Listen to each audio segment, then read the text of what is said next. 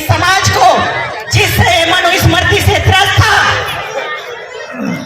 इसकी चंद बातें मैं जरूर बता कर जाऊंगी कि इस मनुस्मृति में तुम्हारे लिए क्या लिखा गया था।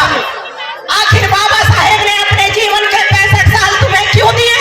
आखिर बाबा साहेब ने अपने 4 बच्चे तुम्हारे लिए क्यों बलिदान कर दिए? आखिर बाबा साहेब ने अपना तमाम जीवन तुम्हारे लिए क्यों बलिदान कर दिया? आखिर बाबा साहेब ने अपनी पत्नी पूज्य माता रमाबाई को भी तुम्हारे लिए क्यों बलिदान कर दिया? ये मनुस्मृति ही उसका मेन कारण है जिसका आज हम महोत्सव मना रहे हैं।